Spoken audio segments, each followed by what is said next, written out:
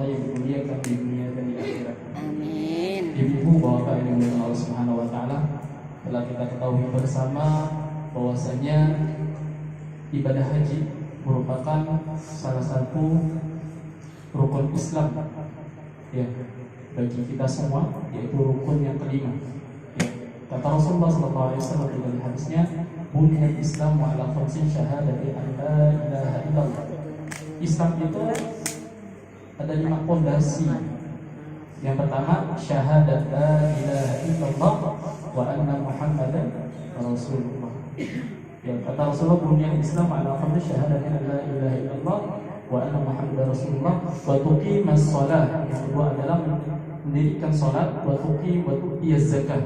Yang ketiga, menunaikan zakat. Yang keempat, wa tasumur Ramadan, menunaikan puasa Ramadan di bulan suci Ramadan. Yang kelima, wa tahujjal baita man istata'a ilaihi sabila, melaksanakan ibadah haji bagi mereka yang mampu. Ini rukun Islam yang kelima, melaksanakan haji bagi yang mampu. Mampu secara fisik, mampu secara materi, mampu secara keilmuan. Karena ibadah haji, ibadah yang di dalamnya terkumpul 3 hal. Ya, pertama, ibadah secara materi, kita dituntut untuk mempersiapkan diri kita, harta kita, ya, kita menyisihkan harta kita untuk melaksanakan ibadah haji. Kemudian siap secara fisik, sehat, ya. Kemudian secara keilmuan, ya, kita berusaha untuk mempelajari, ya, apa-apa saja yang harus kita kerjakan selama ibadah haji nanti. Ya, artinya ibadah haji ini terkumpul beberapa jenis ibadah harta, ya, kemudian juga ibadah fisik, kemudian secara keilmuan juga kita dituntut. Karena ibadah haji prosesinya cukup panjang, berbeda dengan sholat. Kalau sholat mungkin 5 menit sudah selesai, tapi kalau ibadah haji berhari-hari. Paling tidak dari tanggal 9, ya, dari tanggal 9, 10, 11, 12, paling minimal 4 hari bagi yang mengambil nafar awal, tanggal 12 Dzulhijjah. Bagi yang mengambil nafar tsani, yaitu lebih lama sampai tanggal 13 Dzulhijjah.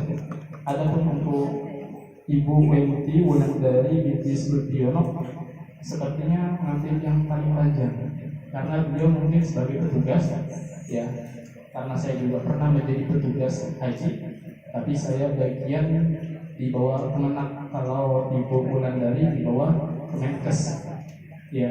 Nah, di bawah Kemenkes ini setahu saya memang manajemennya berbeda, tidak sama dengan Kemenak di bawah Kementerian Agama. Kalau Kemenkes biasanya lebih ekstra Bapak Ibu, makanya ada istilah TGC, tim gerak cepat, ya Bu, kalau tidak salah. Nah, tim gerak cepat ini memang sangat ekstra Bapak Ibu.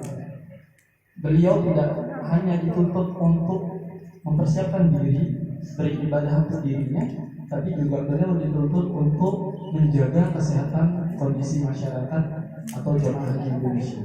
Artinya kita para hadirin yang dimuliakan Allah Subhanahu wa taala, di majelis ini kita berdoa kepada Allah, kita berdoa kepada Allah Subhanahu wa taala, ya, semoga Ibu Wulandari diberikan kemudahan, kelancaran dalam prosesi pelaksanaan ibadah haji, dalam melaksanakan tugas beliau yang mulia sebagai petugas haji.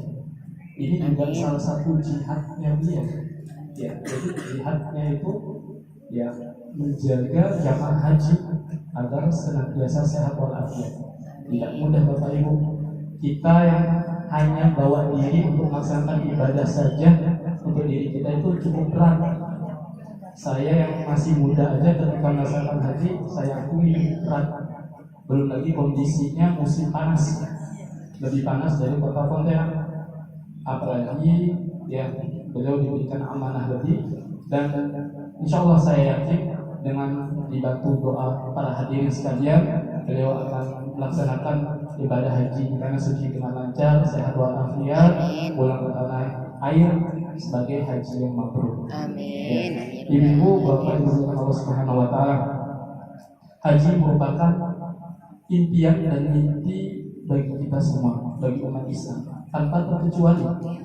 Haji merupakan impian bagi orang-orang yang beriman. Siapa di antara kita yang tidak ingin melaksanakan ibadah haji? Ya, maka bagi kita yang belum diberikan kesempatan oleh Allah untuk melaksanakan ibadah haji, jangan berkecil hati. Ya, jangan berkecil hati. Yang penting kita niatkan dulu ibadah. Kita ingin melaksanakan ibadah haji. Ya, adapun nanti pelaksanaan ibadahnya kita serahkan kepada Allah Subhanahu wa taala. Ya, yang penting ya kita sudah berniat dan berusaha. Ya, semoga Allah memudahkan kita untuk berangkat ke tanah suci. Ibu bapak yang dimuliakan Allah Subhanahu wa taala, dalam pelaksanaan ibadah tidak ada satu ibadah pun yang Allah syariatkan kecuali ada hikmahnya. Baik hikmahnya itu kita ketahui atau tidak kita ketahui. Ya, setiap ibadah tanpa terkecuali pasti ada hikmahnya, ada pelajaran yang bisa kita ambil. Ya, begitu juga dengan ibadah haji. Ada hikmah yang dapat kita ambil dalam pelaksanaan ibadah haji. Ya, di antaranya yang pertama, kita ketika melaksanakan ibadah haji berusaha belajar untuk mengikhlaskan seluruh ibadah kita. Ya, kita berusaha untuk mengikhlaskan seluruh ibadah kita. Karena nanti ketika di tanah suci banyak ibadah-ibadah yang bisa dilakukan. Ya, tawaf, kemudian sa'i, wukuf di Arafah, bermalam di Mina, Musdalifah dan sebagainya. Nah, ini semua dituntut untuk ikhlas beribadah kepada Allah Subhanahu wa taala. Ya. Karena kata Allah Subhanahu wa taala, "Wa id bawwa'na li Ibrahim makana al-baiti an la tusyrik bi syai'an wa tahhir baitiya lit-ta'ifin wal-qa'imina wa ruk'is sujud." Kata Allah Subhanahu wa taala di dalam firman-Nya, dan ingatlah ketika kami menjadikan menetapkan Masjidil Haram ya untuk Nabi Ibrahim, alla tusyrik bi syai'an, tidak melakukan kesyirikan di sekitar Masjidil Haram.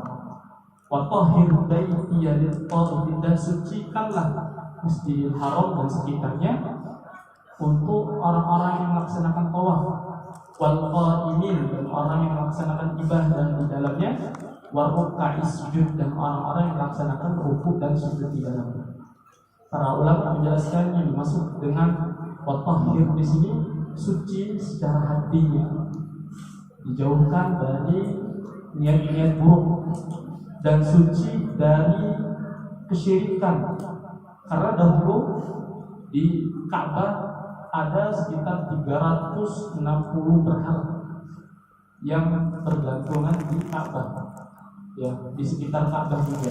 Totalnya kurang lebih 360. Tapi itu semua sudah dibersihkan pada zamannya Nabi Muhammad SAW.